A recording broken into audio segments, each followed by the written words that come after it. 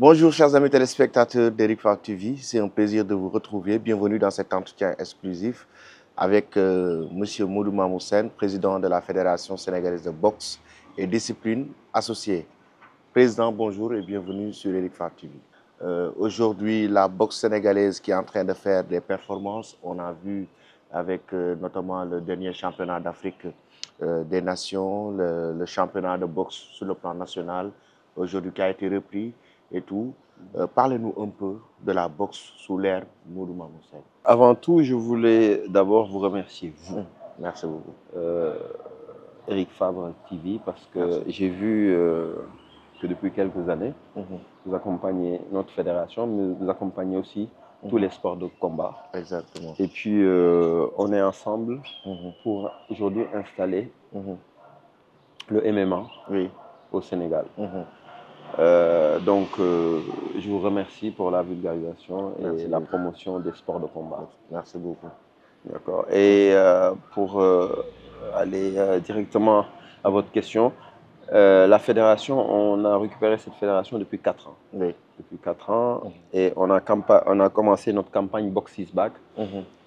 Pourquoi? Parce qu'il y avait quand même, je ne dirais pas que la boxe était morte au Sénégal, mais on avait un petit peu arrêté les championnats. Et quand on arrête les championnats, les clubs ne vont pas trop bien. Et il y avait, derrière ça, il n'y avait pas aussi d'initiative pour animer la boxe sénégalaise. Et donc, on a créé notre campagne Box is Back qu'on avait organisée à Magic Land. Je pense que c'était la première fois, il y a 4 ans, qu'on vous voyait. Oui. Et on a fait une superbe campagne cette première année. La deuxième année aussi, on avait lancé le championnat. Malheureusement, on n'est pas allé jusqu'au bout, puisqu'il y avait des problèmes de scission à l'intérieur même de la fédération. Oui. Puisqu'on avait une Ligue de Dakar qui n'allait pas dans le sens de la fédération, dans la politique de la fédération. Et donc, on a trouvé d'autres systèmes pour créer des événements à travers des promoteurs comme Lucu Production. Lucu Production, effectivement. Et qui a organisé Dakar Fight Night. Exactement, exactement. Et puis, on avait aussi des initiatives privées dans les clubs. Les présidents de clubs aussi montaient leurs propres cartes et faisaient leurs propres galas. Et nous, fédération, on accompagnait tout cela pour compenser ce qu'on manquait pendant le championnat. Oui. Maintenant, on est à de meilleurs jours, puisque la Ligue de Dakar, l'élection de la Ligue de Dakar, c'était la semaine dernière, et vous l'avez vu, le nouveau président s'aligne parfaitement avec la politique de la fédération, M. Ly, que je félicite. J'en profite pour le féliciter pour ces élections qu'il a gagnées brillamment. Et du coup, donc aujourd'hui, on a retrouvé la fédération d'antan, la fédération qu'on avait à la première et à la deuxième année, c'est-à-dire une fédération qui va travailler parfaitement avec la Ligue de Dakar. Les autres ligues, on a des collaborations comme avec la Ligue de Fatigue, Saint-Louis, Diourbel. On a eu des collaborations comme ce que Lucu Production a fait, mais c'était des initiatives de présidents de ligue ou de présidents de club. Donc ça nous a permis de terminer notre mandat. Aujourd'hui, je crois qu'on va vers des élections et j'espère que si je suis là pour les 4 prochaines années, j'espère qu'il y aura une très bonne collaboration avec la Ligue de Dakar. Parce que c'est ça le grand secret. Donc vous confirmez certainement votre candidature pour les prochaines élections aussi. J'ai toujours la continuité. Oui. En fait, vous le savez, je n'ai jamais présenté ma candidature pour être président. La boxe sénégalaise et les acteurs sont venus me chercher pour aider la boxe sénégalaise. Et je pense sincèrement que si les mêmes qui sont venus me chercher pour gérer leur fédération me demandent de rester, pour la continuité, je le ferai pour l'État du Sénégal. Et s'il y a des gens qui sont prêts à récupérer et faire mieux que moi, franchement, je laisserai faire. Parce que nous tous, nous travaillons pour le pays, nous travaillons pour le même drapeau. Donc, pourquoi s'arracher ce poste de président. Puisque le but du jeu, c'est pas être président pour être président, mais c'est pour être président et faire quelque chose. Voilà. Donc, je pense que tout est ouvert. Je suis à la disposition du ministère et des acteurs sénégalais. Et puis on verra. Et en même temps aussi, parlant justement de ces élections, vous avez certainement des ambitions pour la boxe sénégalaise. Quels sont les chantiers donc, pour la continuité? Oui, donc les chantiers s'imposent à nous, puisqu'on a des échéances à respecter. On a le championnat d'Afrique, mais surtout on a 2026. Oui, les JOJ. Les JOJ. Alors, il y a un programme classique du championnat, du déroulement du championnat. Il y a un programme de formation des coachs, parce qu'on a raté les 4 dernières années. On était très concentré sur le championnat et les performances en Afrique de l'Ouest.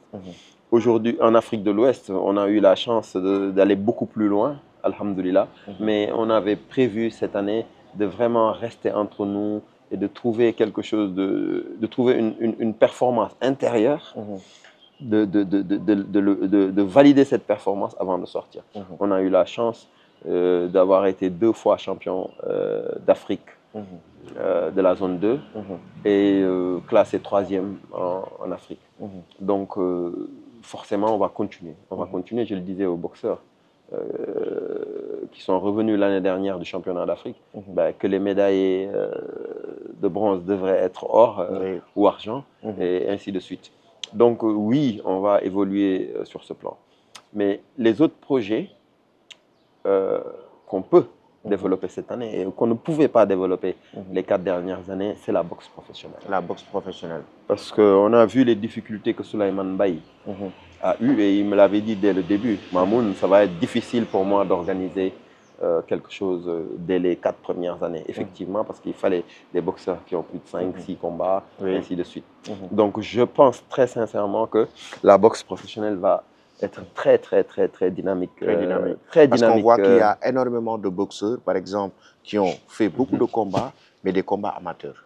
Je suis entièrement d'accord avec vous, mais ça fait partie réellement de notre plan cette année d'avoir des cartes. Avec la boxe, avec des combattants qui sont capables vraiment de nous régaler en boxe professionnelle. Sincèrement, vous avez vu Idrissa Gueye. Idrissa Gueye, oui, qu'on l'appelle sur nous. Exactement. Idrissa Gueye, en boxe amateur, je pense que sincèrement, il est en train de toucher à sa fin, quoi, de sortir. De sortir pour s'installer définitivement dans la boxe pro.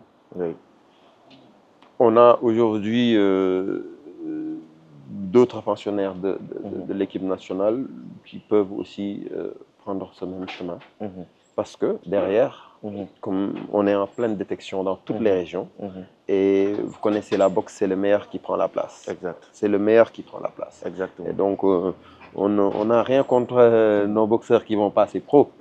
Mais aujourd'hui, ils doivent laisser la place à la boxe amateur. À la boxe amateur. Oui. Et à la formation aussi des former, justement, pour qu'on puisse former. Et en parlant de formation, comme je l'ai dit, on avait fait le sens inverse. On avait dit qu'on restait au Sénégal avec nos entraîneurs sénégalais jusqu'à la fin de notre mandat.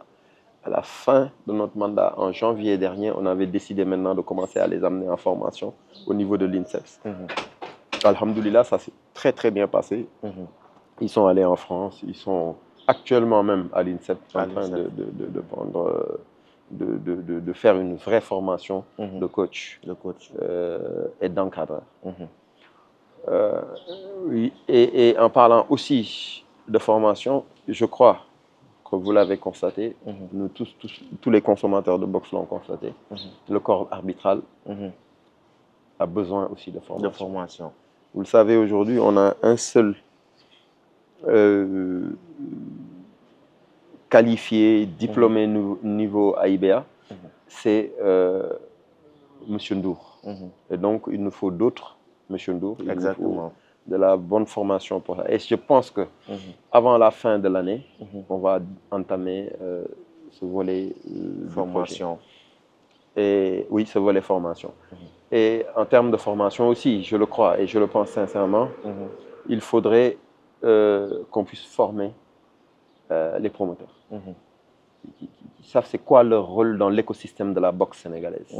Parce que le promoteur, s'il n'est pas à sa place, bah, le spectacle n'est pas là. Et puis, il n'y a même pas de spectacle. Parce que nous n'avons pas vocation en dehors du championnat de créer des galas un peu partout, privés ou quoi que ce soit. C'est aux promoteurs de le faire en association avec les clubs. Et la fédération accompagne les promoteurs. Complètement. La fédération accompagne jusqu'au bout. Je dis jusqu'au bout, puisque vous savez, ces athlètes issus de notre championnat, c'est ces mêmes athlètes qui iront sur le ring. Exact. Donc c'est une façon aussi de participer, de former des athlètes pour leur donner du bon spectacle. Donc nous comptons sincèrement cette année ne pas seulement dépendre du championnat national, créer des galas un petit peu partout et pas qu'à Dakar, dans les régions aussi.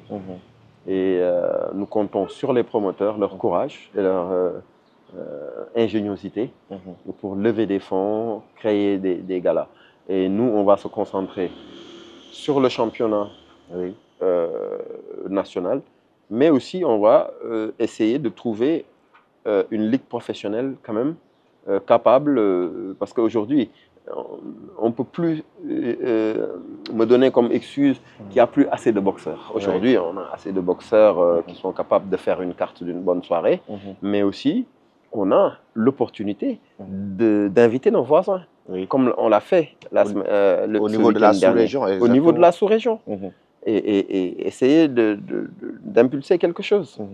Sur le plan africain, ça veut dire qu'il faut développer aujourd'hui, sur le plan africain, la boxe professionnelle. Il faut multiplier les collaborations avec les ligues professionnelles des autres pays. Il faut aussi multiplier les collaborations avec les autres fédérations.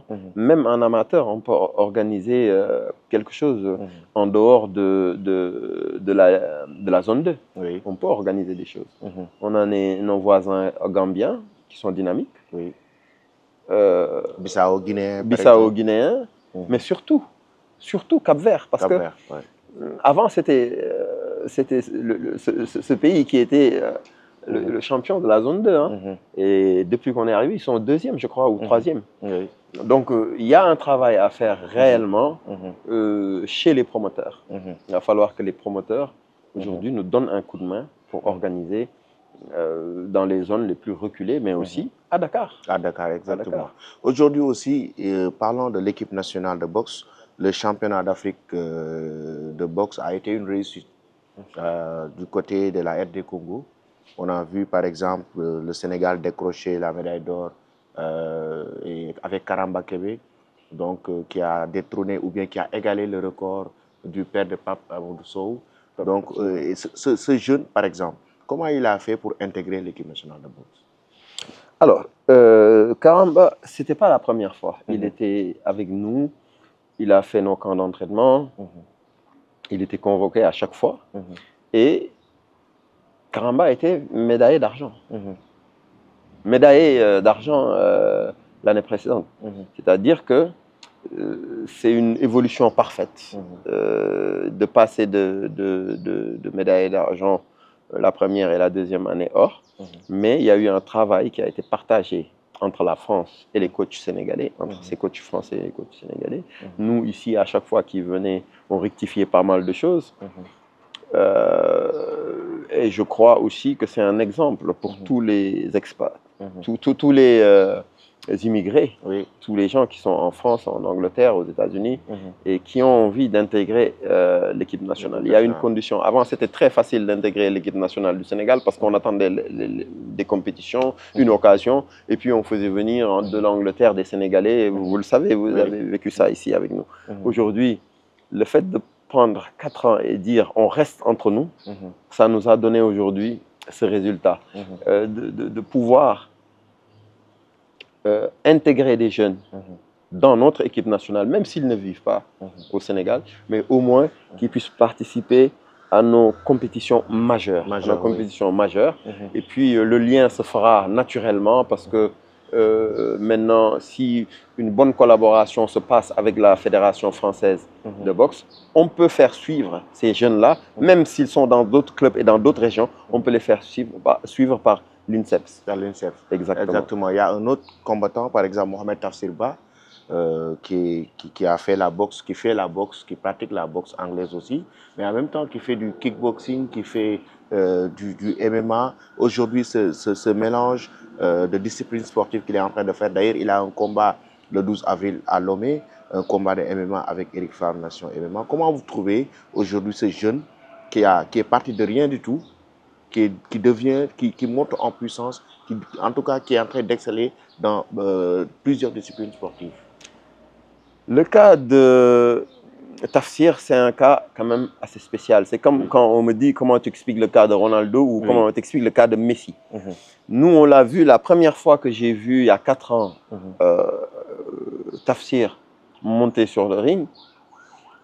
Je ne doutais pas de sa puissance, je ne doutais pas de sa détermination, mais je me posais surtout des questions sur la gestion de cette énergie, incroyable énergie.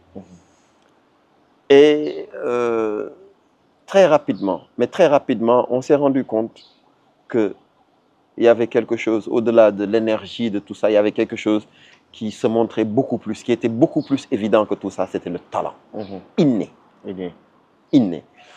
Et ce gars, cet athlète, je prends son cas comme une réelle exception, très sincèrement.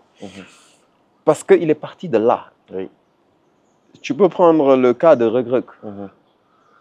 Reug Reug, c'est un pur produit du Sénégal. Maintenant, le talent à ce niveau-là, seul le talent ne fait pas tout. Oui, il faut le travail, le professionnalisme, il faut... Et je pense que Reug Reug l'a compris, parce qu'il est très très bien entouré techniquement. Il est très très bien entouré. À Dubaï, il s'entraîne avec des gens qui sont connus quand même dans le circuit. Et je pense que ça doit lui coûter très cher.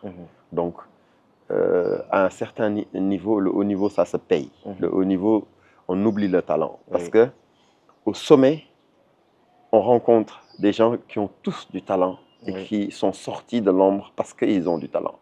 À partir de là, on est tous au même pied d'égalité.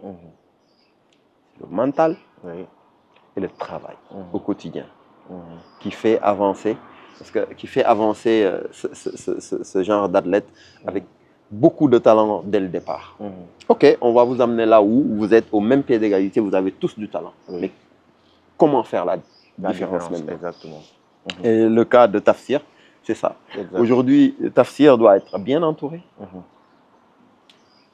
En tout cas, nous, en ce qui nous concerne en boxe anglaise, nous sommes vraiment prêts à ouvrir les portes de l'INSEPS pour Tafsir. Très sincèrement, parce qu'on sait qu'il y a des possibilités derrière. Surtout en boxe anglaise. Nous sommes prêts vraiment à aller dans ce sens. D'ailleurs, on s'était vu et je lui ai parlé même ce matin pour un rendez-vous dans la semaine pour discuter de tout ça, de son avenir, de ce qu'il veut faire. Et puis son avenir avec la boxe anglaise. Voilà.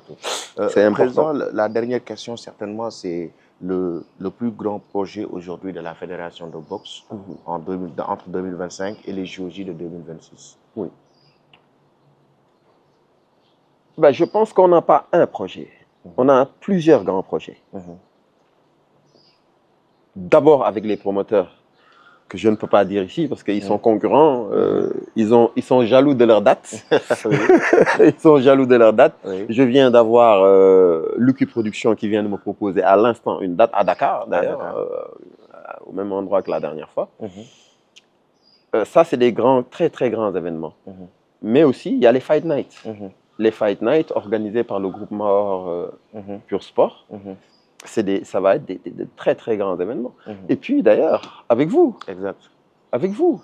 Je vous ai dit la dernière fois, venez, on essaie de mettre quelque chose en place. Exactement.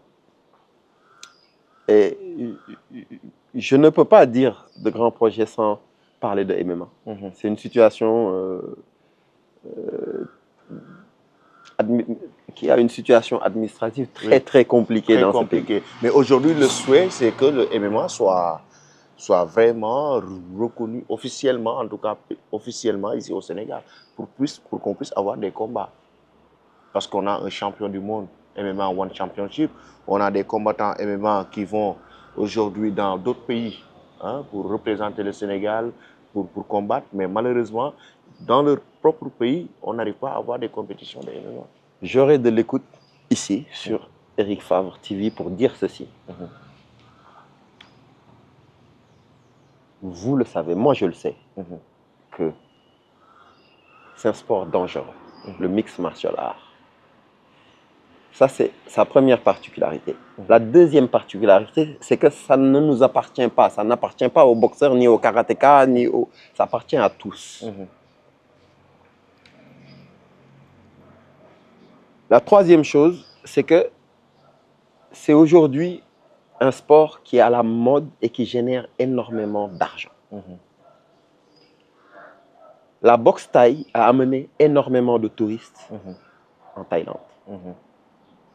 A participé au développement de l'économie thaïlandaise. Eux, ils ont la boxe thaïlandaise, nous, on a la lutte avec frappe. Et la lutte avec frappe, c'est 50% du MMA. Il y a une phase striking, clinch et amené au sol. Le lutteur sénégalais, il est très bon dans ça. Mais avant le contact, le striking, il n'est pas très travaillé dans la lutte sénégalaise. Donc voilà la place de la boxe anglaise pour être le début de la chaîne pour aller au sol. C'est-à-dire qu'il faut de la boxe anglaise, du striking pour aller faire du striking. Je m'explique. Le lutteur sénégalais, tu le mets avec un bon striker, il ne va pas le toucher, il va tomber. KO. C'est à la boxe anglaise que ça va se passer à la boxe anglaise. Le lutteur sénégalais, il tombe. Mais un lutteur sénégalais très bon en boxe anglaise, il va aller au sol. Maintenant, ce qui va lui manquer, c'est un peu de jiu-jitsu pour finir une fois. Mais imagine un boxeur sénégalais, un lutteur sénégalais qui est très bon en boxe, il a 60% du MMA. 60% du MMA. La faille, c'est au striking, parce que là, c'est de la boxe anglaise pure et dure. Bon, c'est du pied-point aussi, parce que bon, le KO peut venir d'un high kick. C'est pas un problème. Donc, déjà, dès le début, on a deux disciplines qui existent au Sénégal et qui sont dynamiques, qu'on peut intégrer dans notre licence MMA. Après, c'est la lutte. Nous sommes les meilleurs au monde. La lutte, pour amener quelqu'un au sol, le Sénégalais, c'est le meilleur au monde. Et après, on va au sol. Et là, il nous manque une énorme formation de jiu-jitsu. J'en profite pour rendre hommage à mon ami Matar. Matar, et qui serait très utile aujourd'hui pour le MMA sénégalais ici dans ce pays. Et le travail de finition, le round and pound, ça, je pense que si tu es au-dessus d'un bonhomme, si tu te débrouilles bien, tu n'as plus besoin d'être spécialiste de celui ou cela. Si tu es au-dessus, et tu respectes les coups réglementaires, les coups de coude et tout ça, là, ce n'est pas un problème. N'importe qui peut se débrouiller, c'est une formation rapide. Mais avant ça, le striking, le clinch et le jiu-jitsu au sol pour trouver des clés de soumission, là, c'est de la formation. Alors, ce que nous proposons, notre fédération, propose une licence avec derrière 6 cachets. Où, sur 1 an, l'athlète peut passer de boxe anglaise, kickboxing, lutte sénégalaise, jiu-jitsu, whatever, et on essaye de réunir toutes ces fédérations sur une seule licence. Ça va être l'une des licences les plus chères au monde. Mais le Sénégal va produire les meilleurs athlètes du monde. On oublie Nigeria, on oublie Cameroun. On a une base, c'est la lutte avec frappe. Oui. Donc, l'UCDS, yep, on va compléter. Tout le reste, on va le compléter. Oui. Et moi, je propose à l'État du Sénégal d'encadrer notre licence de MMA et dire, pour qu'un Sénégalais puisse avoir, ou n'importe qui au monde, pour avoir notre licence, nous, au Sénégal, va falloir que tu passes par 2 mois de stage chez à la Fédération de boxe anglaise. Après, tu vas aller chez... les lutteurs. Non, il y a une fédération de kickboxing, de Muay Thai exactement, ici. Oui. On passe là-bas et peut-être que ça va être 100 000 francs par cachet ou 200 000 francs par cachet. Mais ça permet à toutes ces fédérations de travailler, de se connaître. Et ça nous permet aussi d'avoir des événements remplis de monde. Parce que partout où il est passé en stage, il est élève de ce club. Oui. Et donc on dit, il vous faut ces 2, 3, 4 formations avant de rentrer dans une cage ici au Sénégal. Parce que celui qui rentre dans une cage sans ces formations, il est sanctionné. Exact. Ça fait qu'on trouve un prix pour cette licence. On dit la licence coûte par exemple 600 000 et tu peux le faire sur 1 an. Parfois même si tu peux le faire sur 2 ans. Si sur tel stage tu n'avais pas d'argent et que tu devais faire ta petite caisse quelque part pour reprendre, ok, il n'y a pas de problème, tu peux reprendre. Mais en attendant, tu ne peux pas rentrer dans une cage. C'est cette licence seule et uniquement cette licence qui peut te faire rentrer dans une cage. Et encadrée par le ministère du sport, en disant, bah, écoutez, je donne un exemple, la salle qui est sur la corniche, où il y avait Tyson, on peut leur dire, bah, écoutez, nous vous imposons à l'INSEPS du Sénégal de prendre un coach judo, un coach ci, un coach boxe, un coach nanani, un coach nanana, et vous pouvez, à vous seul, faire une licence du début à la fin. D'autres qui n'ont que de la boxe anglaise, bah, écoutez, vous avez 200 000 sur la licence ou 100 000 sur la licence. L'athlète peut dire, bah, écoute, moi j'ai été chez Sar Bip pour ma formation en truc. J'ai été chez Souleymane Bay pour ma formation en anglaise. J'ai été chez tel pour ma formation en lutte sénégalaise, chez telle écurie. Et Matar pour tout ce qui est jiu-jitsu, ainsi de suite, ainsi de suite. Et donc, on a une licence et des athlètes, mais excessivement alertes, mais conquérants, puissants, parce qu'ils deviennent complets avec toute cette formation. Et tout ça géré par notre ministère qui dit désormais, pour être un combattant MMA au Sénégal, il faut passer par le stage là, par ce stage là, par ce stage là, par ce stage là. Voilà notre licence, spécimen de notre licence. Voilà, il est là, il est comme ça, il s'appelle MMA Sénégal, licence de MMA Sénégal. Et derrière, il vous faut tel cachet et tel cachet. Là, je peux vous garantir qu'on peut en organiser partout et on est sûr des conséquences sur la santé des jeunes. Parce que c'est des jeunes aguerris, prêts à attaquer quand il faut et à se défendre quand il faut, parce qu'ils l'ont appris. Voilà. Et aussi, la complexité de ce sport une fois que tu es au sol. Il y a beaucoup de choses que tu ne dois pas faire. Il faut une formation.